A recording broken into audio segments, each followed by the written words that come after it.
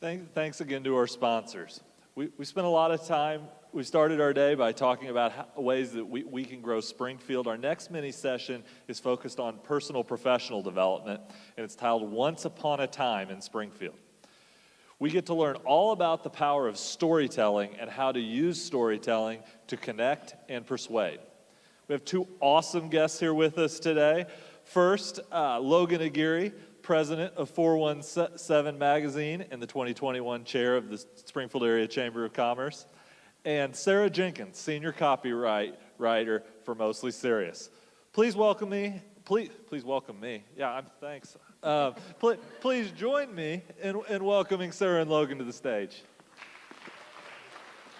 We can welcome you. Yeah, please, thanks. Please welcome Ryan. Thank you, Ryan. Great job. Thank you. Hi. We're excited to be here today to talk about storytelling. And as he said, I'm Logan Aguirre, publisher at 417. Forgot for a split second that I had the clicker, so here we are. Oops, I advanced a little too far. It's already going really well. Hi, I'm Sarah Jenkins.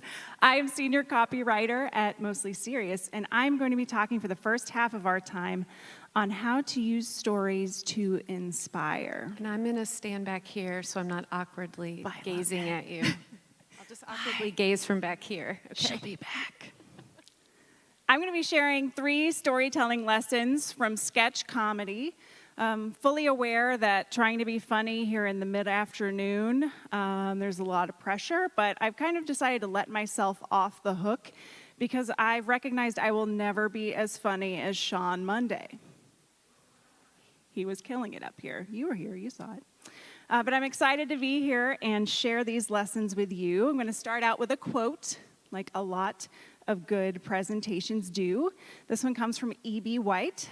Humor can be dissected as a frog can, but the thing dies in the process, and the innards are discouraging to any but the pure scientific mind. So E.B. White, in addition to giving us Charlotte's Web, gave us pithy quotes like this one. And it really just means if you try to overanalyze comedy, pretty quickly it stops being funny. So I recognize that's a risk I'm taking, and I'll really try not to harm any frogs in the process today.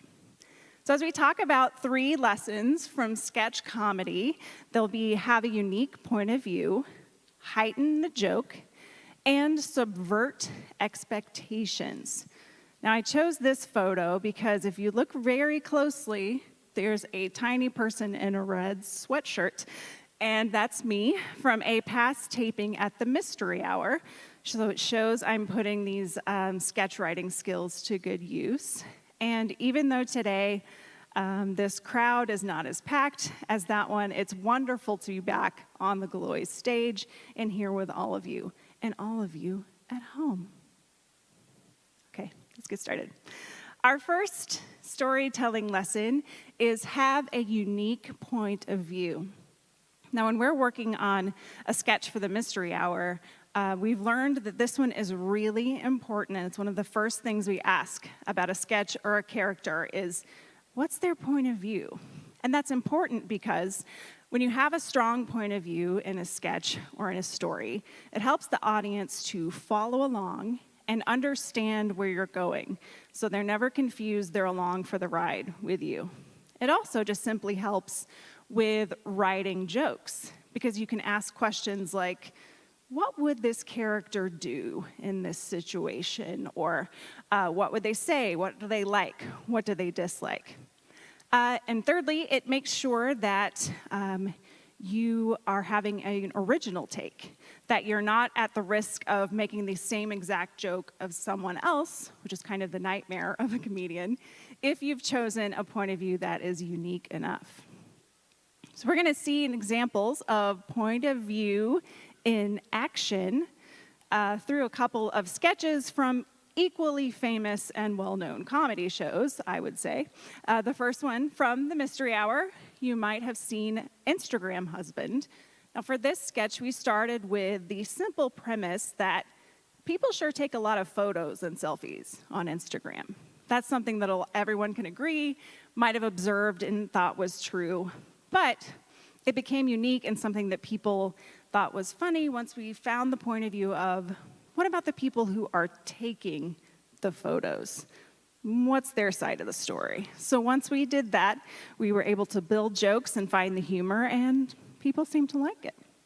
The second one then is from Key and Peele, and that is President Obama's anger translator, if anyone remembers that one. It kind of started with the basic premise of, wow, President Obama is very chill and calm in the face of intense pressure. But the unique point of view would be, what if his inner monologue could come to life and just go to the extreme of everything he wishes he could say? So that point of view gives us that sketch, and that gives us the funny. So speaking of extremes, takes us to our second point, which is heighten the joke. And to heighten the joke really just means that you take something that's funny, or you take an idea, and then you build and you build and you build on it all the way out to its extreme, ridiculous, furthest point. And that's a lot of comedy, is that it takes something that's kind of relatable or that we've seen before, and that just makes it more absurd than reality. And one technique you can use that is great for comedy, but then in general for generating ideas, is to ask the question, if this is true, then what else is true? This is true, then what else is? It helps you to build, and that gets you to heightening the joke. So for example, from Instagram husband, we might say, it's true that a lot of people take photos from this angle because it's flattering, you know. So if that's true, it might also be true that Jeff's gonna climb the side of a building, put himself in danger to take a photo. So here's a couple of more examples of heighten the joke in action. I made the fonts weird for comedy. But it's tiny, look, I love it. Okay, so heighten the joke. This first one is more cowbell from SNL, which we're probably mostly all familiar with. You may not realize, and I was shocked to learn, that it is 20 years old. So it's been around a while. I read that it's one of the first sketches that went viral, even before the internet is what it is today. That people somehow, just the minute it happened, we all kind of seem to know about it, and it stuck around. It's like a part of our American culture. So part of the reason that might be true is because of Will Ferrell's performance that just heightens every time he gets up to play. It's crazier, it's funnier, that's what we remember.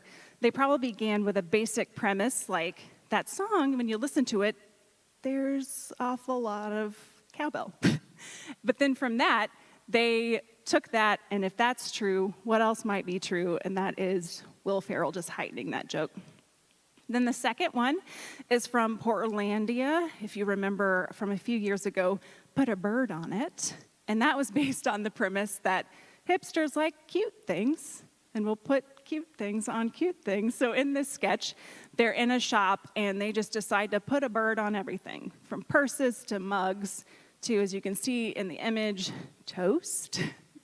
And then by the very end, an actual real bird comes into the shop, starts destroying everything, and that really is heightened the joke just as far as it can go, and farther than you would expect it would ever go.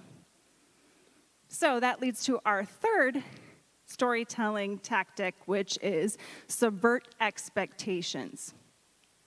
So a key part of comedy is taking what the audience expects and then doing something different, or maybe even the opposite of what they expect. And doing so allows people to really remember what you say, to really be interested and want to learn more. It's one of the reasons that we laugh during horror movies. It's because something happens, it catches us off guard, and that surprise kind of leads to a release, and we find it funny, and we know we're going to be okay.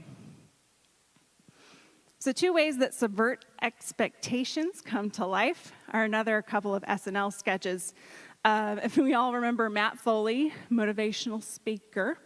Now, he's really subverting our expectations in that SNL could have given us a sketch that's really about motivational speakers and that stereotype, and that could have been funny.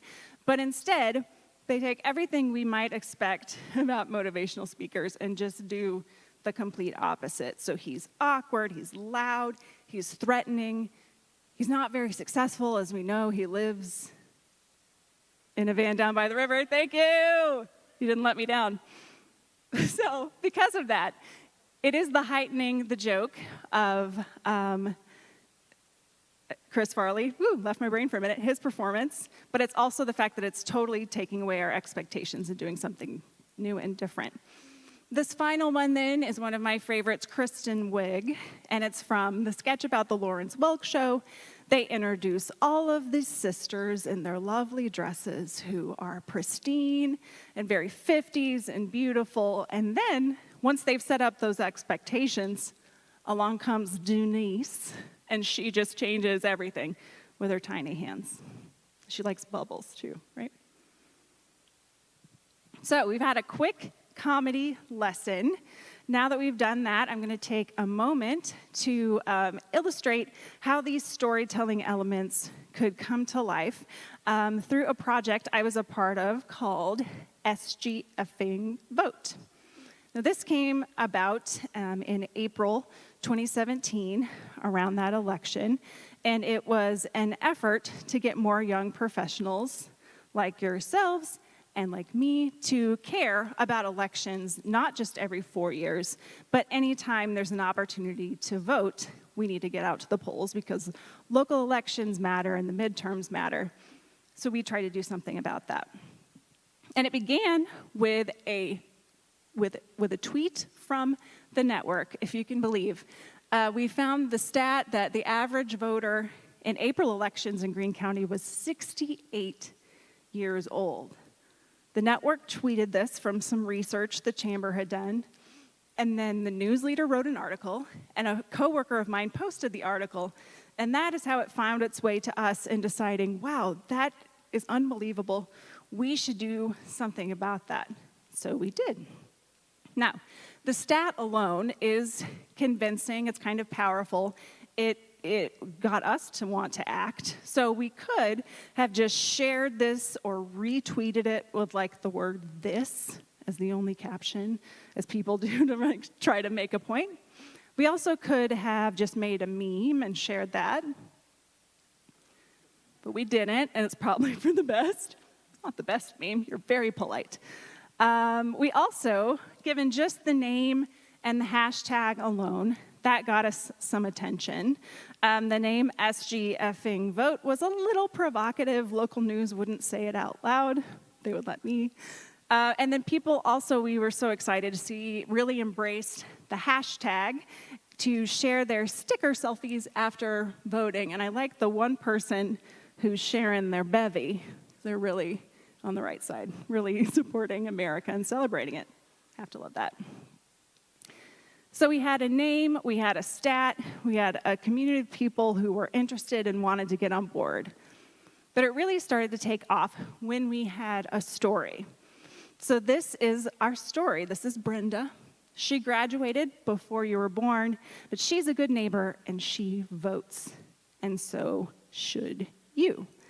So Brenda, this beautiful stock photo lady, she became our mascot across Facebook and Twitter and kind of became the persona we embraced. So Brenda gave us a story. It started with the point of view. We knew our basic premise, just like in comedy, was more young people should vote. We thought that was true. But then we took the point of view of, well, what if we explore this through a boomer? Like those people who are already voting, what would they say to people our age to try to convince us and make us realize we should participate as well?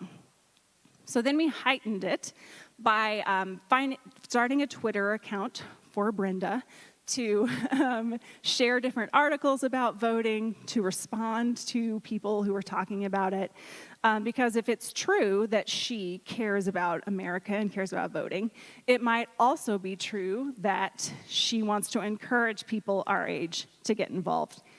Could also be true that she's not the best at Twitter, but she tries, and that's what makes it fun with heightening the joke. And then finally, for subverting expectations, we tried to be careful to be playful without punching down. It's a comedy term that just means being mean, because Brenda's not the problem. Brenda's out voting. We just want people our age to get as passionate and excited about making their voice heard. So we made Brenda the hero. She's who you want to be like. And through doing that, we told our story. Now, I hope that as you go forth and have an issue that you care about or a cause that you get behind, or even just the next time you watch a comedy sketch, you can think about what you learned today and understand what went into it. But as you work on issues that you care about, there is a story within each one of them that could connect to people. But you don't have to take my word for it. Had to have a reading rainbow moment. Just to wrap up, these two books, if you're interested in comedy writers, how some of the shows and movies you love come to be, Poking a Dead Frog, which calls back to that quote from the beginning, and Here's the Kicker, are two great books with interviews with actors and comedians. And then if you're interested in David S. Pumpkins, which was popular a couple of years ago, Vulture has an oral history of how they pulled that off, and it's really amazing how SNL can really make a sketch happen in just a week. That's my time. I'm going to turn it over to Logan to talk about how to use stories to persuade. Thank you, Sarah. I have to... Thank you. Oh, I love Sarah's presentation because it reminds me of all the fun things that we can laugh about. We need stuff like that right now. So Sarah talked about using stories to inspire, and I'm going to talk a little bit about how to use stories to persuade. So I want to talk a little bit about the history of 417. The magazine started 22 years ago, and this is a picture of my dad. He grew up in Springfield. He went to Reed, he went to Hillcrest, Evangel, eventually Mizzou Journalism School, and his career was in TV journalism. So we moved all around the world with his career, and then he landed a job back here in Springfield just as I was graduating and going off to college. So this is not my hometown, it's my adopted hometown, but it is his hometown. And when it was time for him to get out of the TV business, he had the opportunity to purchase 417, and it was really small and not in great shape. And my mom said, "That seems like a terrible idea." And my dad said, "I don't know, I think it sounds kind of fun." And they went for it, and that's just kind of how they work. But my grandparents had recently passed away, and they'd left my dad a little bit of money, and he felt like putting that into buying 417 magazine was really symbolic of giving something back.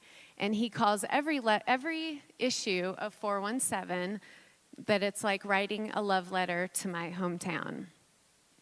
So we have 22 years of love letters to show for why this is such a great place to live, work, and play. And we're really proud to be able to be the cheerleaders of 417 Land and tell that story and help spread that story. The magazine gets sent out as a recruitment tool all the time to show people who are thinking about coming here that there's a lot going on, and it's maybe bigger and better than they expected. So our criteria for a good story: is it here and now, is the first thing that we ask. So in something like the craft beer boom, that was very much a, oh my gosh, we have all these awesome microbrews opening up. Let's make sure our audience knows about it. Second, does it tell someone's story? So no matter what we're doing, our point of view, we're trying to find the story behind, or the person behind the story, and tell it through their lens. So in What Foodies Eat, instead of our editors telling you the best place to go and the best things to eat, we asked the best foodies in town, and they put us onto some stuff that we hadn't tried before. And finally, is it refrigerator worthy? So this means, do I want to cut it out and put it on my refrigerator and remember to do it later? So top 5 patios or the best local hikes. The list goes on and on and on. So we call that evergreen content, things that you keep your 417 around because you want to refer back to it later. So those are the 3 things we're looking for when we're trying to decide if this is a good story. So how could we apply that to each of us trying to tell our own Springfield love story or our love letter and explaining to other people why we love this place so much? You guys are all influential. You have friends here. You have friends far away. Maybe people that you're wanting them to rediscover Springfield that you went to college with, or maybe you're recruiting someone from your business and you want to work on your SGF love letter. So thinking, is it here and now? Does it tell your story? And is it something someone can act on? So I'll give you my SGF love letter. Is it here and now? The number one thing I love about living here that you can't do in a lot of other places is I can be at the lake in less than an hour. And I did not grow up going to a lake. That wasn't part of my childhood at all. It's something I discovered when I moved here. And I discovered that my blood pressure just starts dropping the second I get a peek of the lake, and it's just very calming. And that is something that is here and now that I can't do in a lot of other cities. My story about why I love the lake so much is about the time I get to spend with the people I love the most. There's a lot of distractions when we're at home. There's a lot of things that compete for our attention. But if we're out on the lake, it's electronic free, we don't allow phones, and it's a chance to connect with our family outside, surrounded by the beautiful Ozarks. So when I tell you my story about why I love the lake, that gives you a little peek into who I am and my values, and that helps me connect with you. Maybe you also have kids, or maybe you're also looking for ways to unplug, or maybe you have a way that your family unplugs that you tell me about, and now we're helping make a connection through our stories. And finally, can someone act on it? So I could tell you about my son's favorite fishing cove where he swears he always catches a fish, or the very best place to tube with the flattest water, or our favorite divey tiki bar where the sign says, if you're not having fun, lower your expectations. And how I would love to tell you about all of these places because they're all things that you could act on. And our final unwritten rule is, does it surprise? Very similar to Sarah's rule. And that is, at the end, I could say something like, I'd love for your family to join us next Sunday so you can see why we love it so much.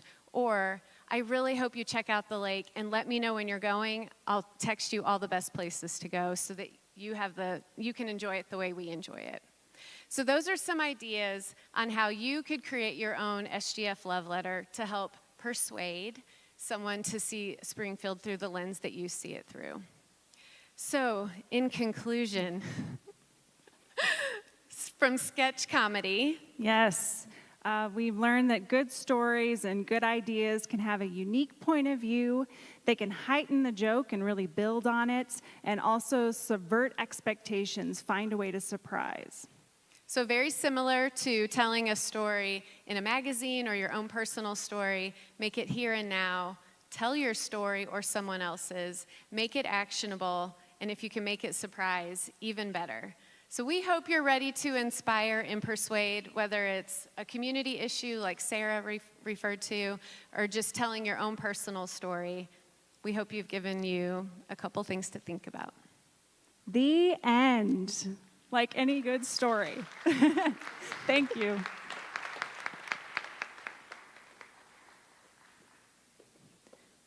What a wonderful presentation. Let's give Sarah and Logan one more round of applause. Thank you. And before we introduce our final keynote speaker, we want to direct your attention to the screen one more time for a video recognizing our annual program sponsors. These sponsors help to make all of our regular events possible, and so we want to take an opportunity to thank them.